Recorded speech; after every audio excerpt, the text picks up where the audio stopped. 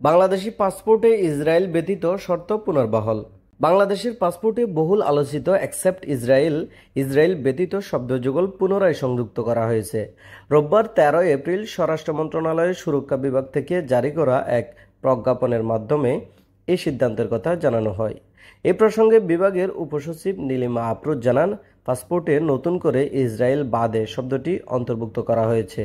এ বিষয়ে আনুষ্ঠানিকভাবে প্রজ্ঞাপন জারি করা হয়েছে, যা ইতিমধ্যে কার্যকর করা হয়েছে। উল্লেখ্য, এর আগে বাংলাদেশের পাসপোর্টে লেখা থাকত এই পাসপোর্ট বিশ্বের সব দেশের জন্য বৈধ, ইসরায়েল ব্যতীত। তবে 2020 সালে সরকার যখন নতুন পাসপোর্ট চালু করে তখন এই নিষেধাজ্ঞার বাক্যটি বাদ দেওয়া হয়। বিষয়টি নিয়ে তখন কোনো আনুষ্ঠানিক ঘোষণা দেওয়া হয়নি, যা বিতর্কের জন্ম দেয়। নতুন প্রজ্ঞাপন অনুযায়ী আগের নীতিমালা পুনর্বহাল হওয়ায় এখন থেকে পাসপোর্টধারীরা ইসরায়েল ব্যতীত অন্য সব দেশে ভ্রমণের অনুমতি পাবেন।